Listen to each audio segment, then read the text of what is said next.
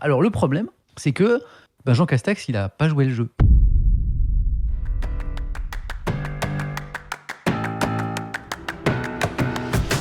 J'avais plein de questions à te poser, mais je vais plutôt quand même laisser les gens qui nous regardent ce matin te poser des questions. Est-ce qu'il y a des gens qui ont des questions? N'es-tu jamais blasé par l'actualité, jamais une overdose d'actu? Non, jamais. Parce que ce qui est formidable avec cette matière qu'est l'actualité, c'est qu'elle change tout le temps, tout le temps.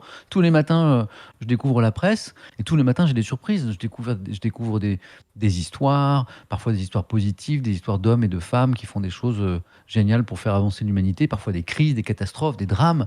Et à chaque fois, je me dis, mais enfin, je veux dire, l'actu, c'est plus fort que n'importe quel scénario de série ou de film, quoi. Donc, tu peux jamais être blasé parce que tu fais le même métier tous les matins, mais comme la matière change tous les matins, quasiment pas à 100%, mais presque, c'est des nouvelles histoires que tu essaies de comprendre à chaque fois avec ton bagage. Donc non, tu peux jamais être blasé dans ce métier, c'est ça qui est top. Tu peux être blasé de tes conditions de travail, tu vois.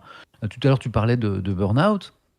Quand tu bosses beaucoup, le burn-out, en fait, il peut arriver vite si tu n'es pas dans des bonnes conditions de travail, si humainement, par exemple, ça se passe pas très bien avec tes équipes, t'es pas dans un cadre qui te plaît. Mais si les conditions sont cool, ce qui est le cas, moi, dans Question pour un champion, France Info, j'ai la chance de bosser avec des gens qui sont à la fois investis, passionnés et en même temps très humains, qui font attention à l'autre. Dans ces conditions, le burn-out, il est assez facile à éviter. Le burn-out, il vient quand tu perds le plaisir, quoi. Ouais, ouais. Ouais, attention. Ouais, il y en a Mais quand même. enfin, Ouais, il y a la santé parfois qui te rattrape. Hein. t'as raison. Euh, Je le sens parce que j'en ai déjà fait, hein. ouais. J'en ai fait un gros il y a longtemps, quand j'étais à iTélé, l'ancêtre de CNews, où je bossais vraiment trop. Donc maintenant, en fait, j'en ai fait, et maintenant, je le vois arriver. Ouais, Mettons, d'accord. Oui, t'as les LM, tu signes. vois. Donc tu fais des coupes, Ouais. quoi. Je vois Ouais. arriver, je vois que mon humeur est en train de changer, par exemple, tu vois, mon humeur à la maison, pour moi, c'est le thermomètre. Quand je vois que, Hmm. que je perds le sourire, que je perds la patience avec les enfants, par exemple, et tout de suite, pour moi, ah, ok, d'accord, pop, pop, pop, pop, pop, il y a un truc là, t'es trop, c'est trop le boulot, quoi. Donc maintenant, je sais les voir arriver, et donc je prends les décisions par rapport au taf, par rapport à mon hygiène de vie, pour que, d'abord, mes proches n'en pâtissent pas, que je garde la même humeur, tu vois, qui subissent pas ma fatigue, et puis deux, que j'évite le burn-out, quoi. Ouais. Je vais regrouper plusieurs questions parce qu'on a des tonnes de questions. Il nous faudrait juste une journée entière pour répondre à tout le monde. Chiche. Euh, et justement, je vais essayer de la rendre un peu globale. Ouais. Tu es, alors, on est tous les deux de la génération X, l'espèce de tiret entre les boomers et les millennials.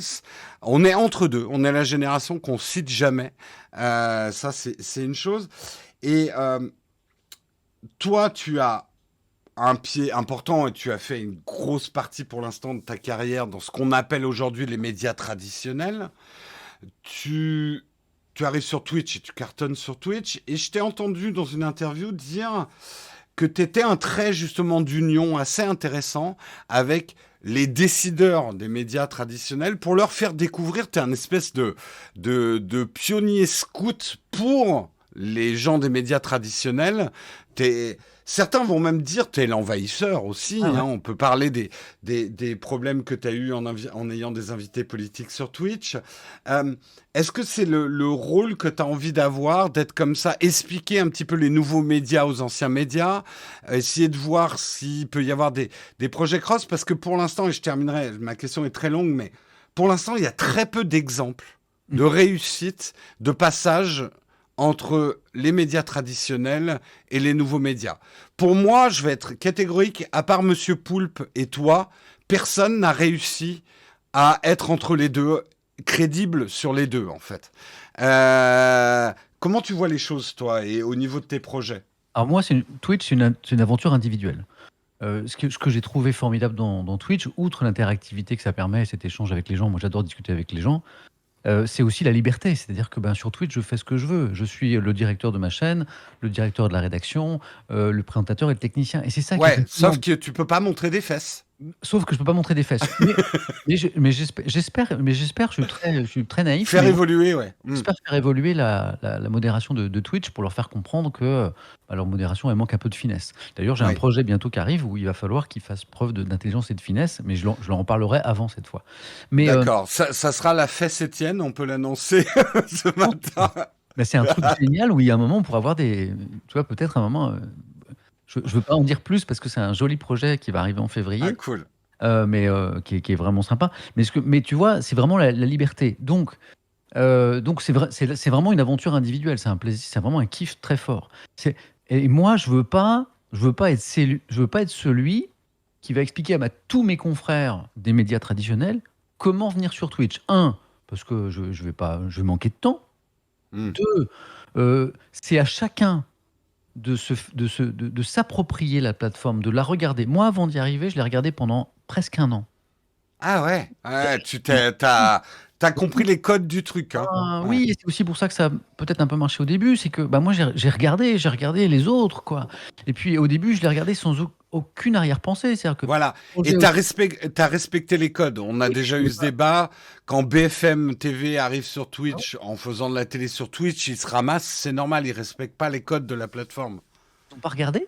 En fait, ils n'ont pas regardé, ils ont pas Ouais, regardé. voilà, c'est ça. Ils ont découvert, peut-être par moi notamment, le truc. Ils ont trouvé ça formidable et ils avaient raison. Mais en fait, et moi j'ai regardé ça pendant très longtemps, donc je me suis approprié. J'ai vu que c'était un univers différent, avec des valeurs, avec des codes. Et puis, donc moi, je veux pas expliquer à tous ces gens-là comment venir parce que j'aurais peur qu'ils le fassent mal. Donc, je pense que chaque individu, chaque chaîne, si une chaîne veut venir, doit prendre ce temps, faire ce travail de compréhension de cet univers qui est différent. Et puis, je veux pas être une tête de pont aussi pour des appétits qui seraient pas des appétits positifs, quoi. Moi, Hmm. tu vois, avec des médias traditionnels qui, sur le mode, ah bah Twitch, c'est un tuyau supplémentaire, on va faire des parts de marché supplémentaires, c'est une audience, ce sont des gens qu'on n'arrive pas à toucher avec les médias traditionnels, un peu plus jeunes et tout. Moi, je veux pas être la tête de pont de tout ça. Alors, là, j'ai un exemple qui est très intéressant. Avant-hier soir, j'ai reçu Patrick Peloux, le médecin urgentiste, à la maison pour la rencontre Étienne. C'est une discussion avec le chat.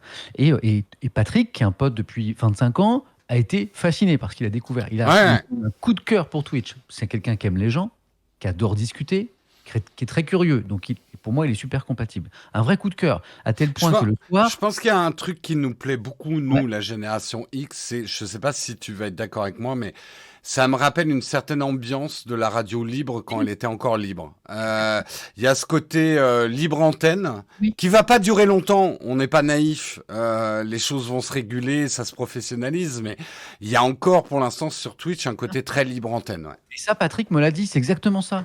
Mm. Patrick, de notre génération, il m'a dit tout de suite, c'est drôle, ton truc, qui découvrait, hein, fait penser à la radio libre. Le soir, il m'a harcelé de SMS, il m'a dit, mais explique-moi Twitch, comment ça marche, est-ce que tu crois que je peux, quoi.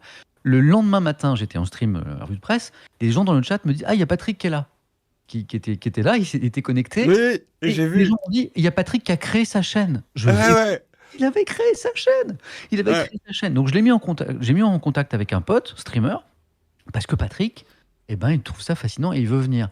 Et alors qu'un mec comme Patrick, tu vois, alors, je vois bien qu'il y a un truc qui est sans arrière-pensée, tu vois, c'est pas une chaîne c'est pas un grand groupe économique qui débarque. Non, c'est un mec qui a un coup de cœur pour le truc et qui a envie de venir parce qu'il aime discuter avec les gens. Je dis, bah, là, je peux accompagner un mec comme Patrick Peloux, tu vois, je trouve que c'est cool.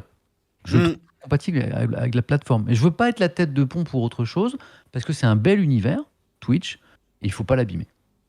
Faut pas l'abîmer, mais alors, je sais pas si tu as écouté Zerator, moi j'ai écouté son replay hier, qui parle justement de l'avenir de Twitch, et c'est vrai que Twitch a beaucoup changé hein, avec le confinement, c'est-à-dire que nous, on a débarqué. D'abord, les plus vieux, voilà, on n'est pas vieux, mais on va dire que on n'est pas jeune non plus, sont arrivés sur la plateforme, et surtout, plein d'autres sujets que le gaming. Et Zerator qui sent bien hein, quand même les Ouais. mouvements de Twitch etc. Lui il parle qu'il y aura peut-être un split dans Twitch avec le côté discussion, news, info, lifestyle qui prend de plus en plus de place sur Twitch, mais quand même le gaming qui drive encore beaucoup Twitch. Hein, les très gros scores se font encore sur du gaming. Euh, Et moi, c'est un peu l'analyse que j'avais fait quand tu as eu le, une espèce de réaction hypodermique d'un certain nombre de streamers quand tu as commencé à avoir des invités politiques. J'y ai vu effectivement le problème de on veut pas de politique sur nos plateformes, mais j'y ai vu aussi une réaction de on veut pas que ça change. On veut pas que on est bien à faire ce qu'on fait sur Twitch. On est entre nous. On n'a pas trop envie que ça devienne mainstream. Est-ce que c'est la lecture? Est-ce que c'est ça aussi qui t'a fait prendre un pas de côté sur Twitch avant de revenir? Est-ce que tu peux nous parler de ça? Non, c'est ça. Non, c'est vrai que ça, on me l'a dit. Hein, on m'a dit. En fait, au début, quand je suis arrivé, notamment avec la revue de presse, les journaux, euh, l'accueil a été très chaleureux, quoi.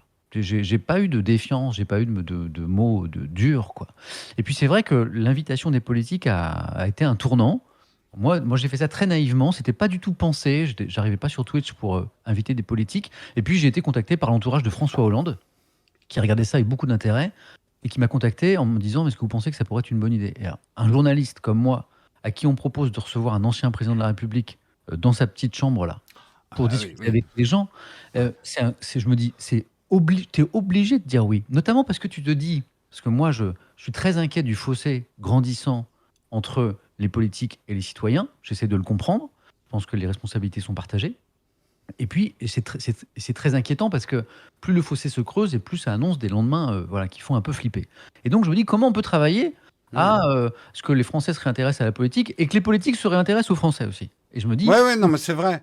Twitch Et pourrait être un outil. Donc, j'y vais. Et puis après, donc je reçois François Hollande, ça cartonne, ça marche, les gens sont plutôt. Et après, je me dis, ouais, mais alors si j'ai reçu Hollande, moi, je veux pas être la chaîne du mec qui a juste reçu un socialiste. oui, bah oui, oui, oui. Il faut que je reçoive les autres. Et alors là, ça a été le début des ennuis. J'étais Bah, c'est vrai que là où il y a eu vraiment un buzz, moi j'en ai entendu parler, parce qu'au Hollande, j'en avais pas tant entendu parler que ça, en tout cas négativement, mais quand tu as invité Jean Castex, parce qu'il était au gouvernement, on était en pleine crise sanitaire, il y a des tensions. En fait, c'est le problème, c'est que il y a la politique, puis il y a le gouvernement. En fait, Mais c'est oui. là Sauf que, où... tu vois, Hmm. moi je me dis, là c'est mon côté un peu naïf, tu vois, qui me font faire des blagues de boomer sur Twitter, c'est la même chose. À un moment, je me dis, ok, on est en pleine crise sanitaire. Je vais donner l'occasion, un truc qui a jamais été fait, à qui veut, parce que ma chaîne elle est open, quoi. Euh, à qui veut de venir poser une question au Premier ministre de la France pour lui demander des comptes sur les trucs. Mais démocratiquement. Mais c'est fascinant. Aucun outil ne permettait ça. Je me dis, c'est Hmm. révolutionnaire. Alors le problème, c'est que ben, Jean Castex, il n'a pas joué le jeu, il n'a pas compris. Non, Et ben, non, non. il a fait du gouvernement, il a fait de la Ouais. bonne langue de bois. Voilà, je lui ai alerté à plusieurs reprises dans le stream. Je lui ai dit, désolé, monsieur le Premier ministre, vous ne répondez pas aux questions. Le chat était en furie parce qu'en fait, ben, Castex, il faisait ce qu'il faisait sur les médias traditionnels. Il n'avait pas compris l'exigence d'horizontalité et d'un minimum de vérité dans la parole. Et moi, ça a duré, le stream a duré 2 heures, je pense. Je l'ai interrompu moi-même, hein. À un moment, je lui ai dit, allez, c'est bon, c'est fini. Il voulait continuer, je lui ai dit, non, on arrête. En fait, pendant les 2 heures, je voyais mon invité me casser l'outil, Ouais, ouais, m'abîmer. ouais, Je l'ai vu. Et donc, j'ai pas été surpris. Donc, la colère après des gens, je l'ai comprise. Parce ouais. qu'en Hmm. gros, les gens m'ont reproché après, ils avaient raison. Ils ont dit, en gros, tu te sers d'un nouvel outil, d'un bel outil comme Twitch, mais en fait, ton invité, là, il vient faire les trucs d'avant, les trucs qu'on dénonce, tu vois. Et j'ai compris cette colère. Le problème, c'est que moi, la qualité de l'invité et de la prestation, je la maîtrise pas. Moi, j'ai fait mon possible. Les questions, elles venaient bien du chat, ce qui est quand même révolutionnaire. C'est-à-dire, j'ai quand même Oui, posé. mais c'est ça, ouais. C'est génial. Alors après, donc j'ai reçu Julien Bayou après le secrétaire national d'Europe Écologie Les Verts. Ça s'est bien passé d'ailleurs. Il Hmm. n'y a pas eu de polémique. Et puis après, j'ai fait une pause, comme tu le disais, parce que j'ai eu besoin de réfléchir là-dessus. Et je suis toujours en réflexion. C'est-à-dire qu'en fait, D'accord. Pour l'instant, t'as pas j'arrive pas à décidé de répondre à ce ça. que tu allais faire au niveau Voilà. Je suis Voilà. partagé. D'un côté, je trouve que c'est un super outil parce qu'effectivement, ça peut créer un débat très intéressant entre les citoyens et les politiques. De l'autre, je me pose la question, est-ce que Twitch est le bon endroit pour recevoir des politiques? Et il y a un truc qui est encore plus compliqué. euh, Twitch, eh ben, je reçois les politiques chez moi. Et ça crée un truc personnel avec l'invité. Ça peut contribuer à le rendre sympathique, par exemple. Or, un journaliste, il n'est pas là pour ça. Pour rendre Hmm. Et Bah si, oui, oui. Et puis il y tu vois, a, c'est le problème, c'est que nos émissions, bah tu vois comment on parle nous. Il y a une forme de proximité, voilà. sans langue de bois, copinage, délicat avec un homme politique. Ok. Alors Euh, là, tu vois, dans le chat, ils prennent l'exemple de Backseat. Alors, Backseat, Backseat, c'est une émission de Jean Massier qui marche très très bien. Ouais, elle est géniale. Elle est géniale. Bravo, Jean Mais Massier. Jean, il fait pas ça chez lui. Non, non, non, mais Tu vois? tu Et sais que c'est même d'ailleurs, je crois, la première fois que j'ai pris contact avec toi, quand j'avais vu, j'avais fait quand même, ok, il se filme chez moi, mais il y aurait un petit travail à faire sur la lumière. Je crois que je t'avais contacté pour une question technique, on avait échangé un petit peu là-dessus. C'est vrai que tu vois, moi, là, je suis pas chez moi, en fait. Alors que j'ai commencé les lives chez moi, pour moi, maintenant, il est important quand même que j'aille dans un studio, ne serait-ce que pour pas tout mélanger au niveau de ma vie privée. J'ai besoin de cette séparation géographique quand même, ouais. tu vois, voilà, moi, aujourd'hui, je me dis que la politique sur Twitch, c'est compliqué parce que si j'en reçois un, je dois les recevoir tous. Or, il y a des invités qui fâchent, notamment les invités représentants des courants politiques d'extrême, quoi. Des Hmm. extrêmes. Donc, recevoir ces invités avec qui je suis pas forcément d'accord, chez moi, dans mon intimité, c'est compliqué. Ah, Ça pose plein de ah, bah, questions. Alors que je donnerai pas de nom, mais il y en a deux, trois, je les inviterai pas chez moi, même voilà. pour changer la Alors litière que du chat, recevoir hein. sur un plateau de chaîne de télé, c'est mon boulot. À France Info, à France Bah 3, oui, oui, oui. je les ai tous reçus déjà et ça pose aucun problème. Et en fait, j'ai pris conscience parce que comme j'invente en avançant, puisque personne trop l'a fait avant, bah, je Hmm. me suis rendu compte qu'inviter un politique chez soi, c'était compliqué. Donc, j'ai C'est pas compliqué. encore. Là, je continue à recevoir des propositions. Hier, pendant le stream, j'ai reçu un Une pro. appel d'une représentante d'un candidat de premier plan de la présidentielle qui voudrait faire un truc. 2 jours avant, un ministre important du gouvernement. Je suis très embêté avec ça parce que j'ai toujours pas trouvé la réponse à cette question. Est-ce qu'on doit recevoir des politiques sur Twitch? Si on les reçoit, est-ce qu'on peut les recevoir chez soi? Je suis pas sûr.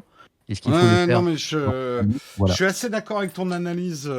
Enfin, c'est une discussion passionnante parce que C'est passionnant. je pense que, et on en revient à l'origine, tu vois, moi, c'est la réflexion que je me fais parfois en regardant Popcorn, qui est pour moi une des émissions références de professionnalisme de Twitch, tout en gardant un ton très twitchien.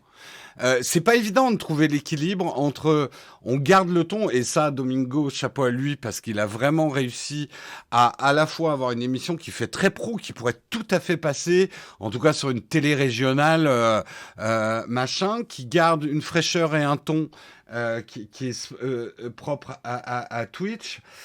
Mais ça induit quand même une professionnalisation où on perd un côté folding bricolage. Et moi, souvent, j'explique ça, c'est exactement le même syndrome que les groupes de rock. Quand tu un groupe de rock que tu démarres, tu joues dans des petits cafés, dans des caves, t'as 10 personnes qui sont fans de toi et qui te trouvent authentique. Et tu montes jusqu'à une centaine de personnes, tu joues dans des salles un peu plus grandes. Et il y a un moment dans ta carrière, il va falloir choisir. Soit tu vas dans un monde un peu plus professionnel de la musique, et tu te professionnalises dans la musique. Et sur les 100 fans de départ, Ouais. t'en auras au moins une vingtaine, une trentaine qui va te cracher à la gueule en me Ouais. disant autrefois t'étais authentique, tu faisais pas ça pour l'argent, maintenant c'est aseptisé ce que tu fais, t'es trop pro, il faut l'accepter. Tu ne peux pas garder tes hardcore fans du début et pour moi, c'est l'ensemble de Twitch. Si Twitch va se professionnaliser, parce que c'est l'évolution de n'importe quel média, comme YouTube s'est professionnalisé, c'est certain qu'on va perdre une spontanéité, une fraîcheur, une authenticité qu'il y avait à ses tout débuts, mais qui ne pourrait pas durer de toute façon. Mais Donc, là, c'est vrai que c'est dommage. Moi, par exemple, ce que j'aime sur Twitch et dans le stream, c'est le côté footrack. Tu vois, c'est le fait que à un moment, j'ai streamé avec une caméra qui avait une batterie. La caméra s'éteint. Il faut que je change la batterie. Les enfants, la porte est ouverte. Les oui. joueurs habitués le savent. Ils débarquent, quoi. Donc, hop, tout de suite, je change la scène. Je veux pas qu'on les voit, etc. Et puis, il y a des trucs qui plantent. Surtout au début, mon setup était pas très bien réglé. Et on part sur une discussion et hop, il y a une remarque dans le chat qui nous fait partir sur autre chose. J'adore ça. Donc moi, j'ai pas tellement envie que ça se professionnalise. Surtout que le côté très carré, très mainstream, moi je le connais, ça fait 25 ans que je le pratique en télé, en Ouais. radio. Ouais, Donc, mais tu vois, tu vois, j'ai pas parce que tellement envie de certains, le certains prendre. dans le chat posent la bonne question. Pourquoi ça ne peut pas durer? Pourquoi on doit se professionnaliser? Parce que on est un certain nombre d'entre nous à devoir en vivre. Parce Ouais. que ça nous prend aussi beaucoup de temps.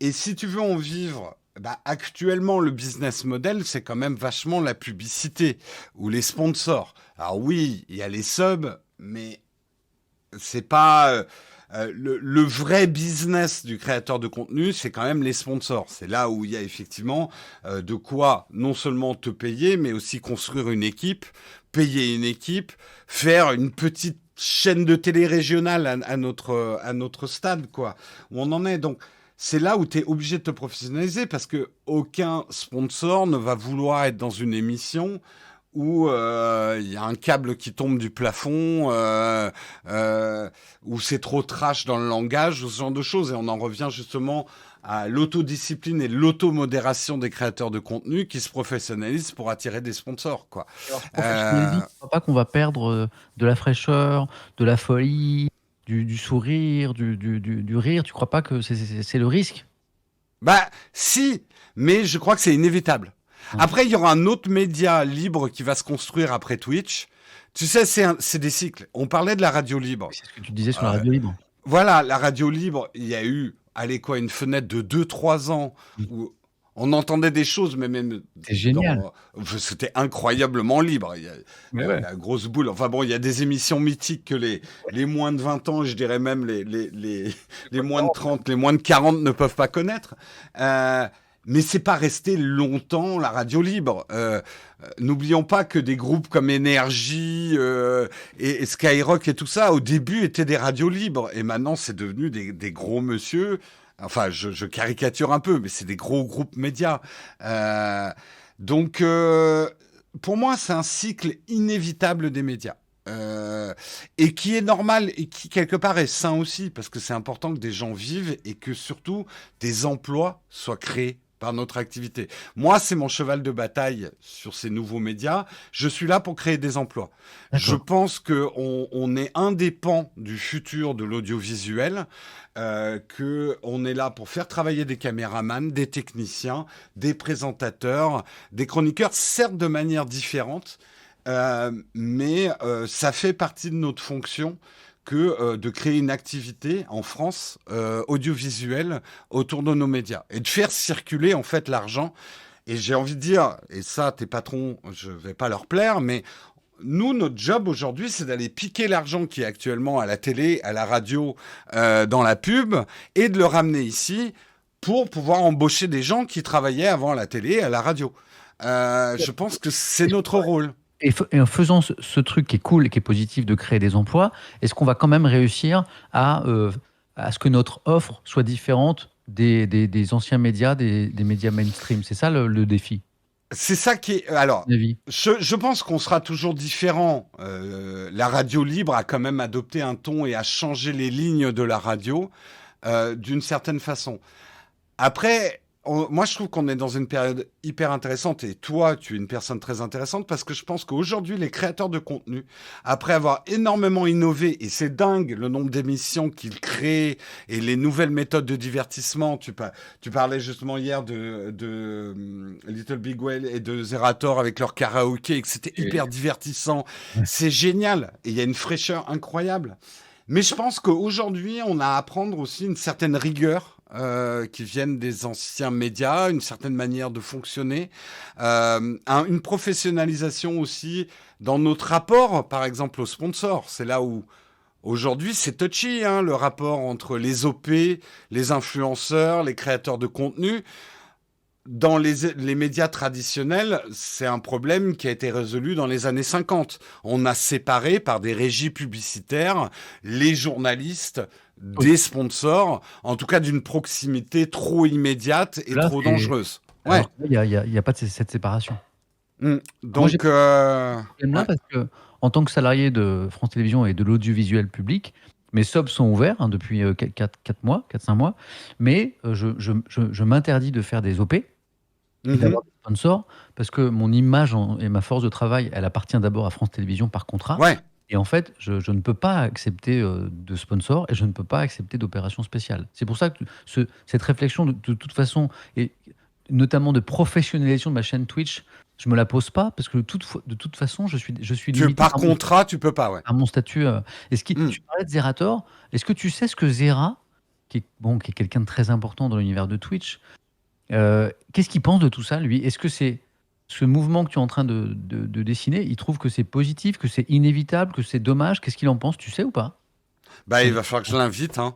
et- Il va falloir que je l'invite dans le mug, hein, Zerator, hein. comme il en parlait là, il dit ce qu'il pense au fond ou pas, Zera? C'est vachement intéressant. Et je pense que Zera, justement, il est en train de prendre, ne serait-ce que pour organiser le Z-Event et tout ça, il comprend aussi ce que c'est qu'une entreprise aujourd'hui, faire bosser des gens, avoir la responsabilité des salaires des gens, et que les flux d'argent, bah, il faut les assurer, et que c'est pas si simple. Et effectivement, il y a toujours ce moment où tu te dis, j'ai fait ça comme un amateur, je veux devenir pro, mais je veux garder le même ton qu'un amateur. Donc il faudrait que je lui pose la question directement, ça serait intéressant qu'on ait des débats là-dessus. Euh, moi, je trouve que moi, là où je suis intéressant, c'est que je viens de la pub à l'origine. Moi, toi, à l'époque où tu commençais tes armes à la télé et la radio, moi, je travaillais dans la pub. Donc, je suis un des éléments de l'équation. Et cette compréhension aussi des flux Ouais. publicitaires me donne aussi une vision des choses sur le marché actuel des créateurs de contenu. Et non, mais j'ai envie de discuter pendant des heures et des heures là. On est en train de partir dans un super débat. Il faut que tu commences ton émission. Là, je sais qu'il y a des gens qui nous rejoignent par dépit parce qu'ils attendent que tu démarres la Bien, mais matinée, Étienne. c'est bien pour l'audience de Naotech. C'est très très bien. Ouais, mais je voudrais pas te voler à ton audience Non, traditionnelle. il y a un autre Euh, truc, en fait. Moi, en fait, tu vois, c'est ça aussi qui est cool avec Twitch. Décaler mon début de stream d'une demi-heure, d'une heure, je m'en fiche en fait. Le vrai truc ce matin, c'est que mon épouse est en télétravail. Elle est dans la même pièce que moi. Et en fait, elle ouais. m'a dit, je viendrai pas m'installer pour pas te déranger tant que tu es avec Jérôme sur Naotech, parce que du coup, elle veut pas faire de bruit, etc. Alors que sur ma chaîne, les gens sont habitués et tout. Oui, oui, mais qu'elle perde pas. Enfin, oui, je voudrais pas bloquer Hélène. Elle peut faire du bruit, aucun problème. Nous, de toute façon, vraiment, bah, tu vois, moi aussi, hein, j'ai la réalité qui me rattrape. J'ai une réunion dans une demi-heure. Et oui, on est des pros, on a des réunions aussi. Hein, il faut trouver les prochains sponsors pour l'émission et ce genre de choses. Mais écoute. La porte virtuelle ou même physique est toujours ouverte, Ah, mais Samuel. Si tu veux venir parler même plus de tech, moi je te lancerai des invitations aussi à des moments où il y a des sujets qui pourra. Tu es toujours le bienvenu ici.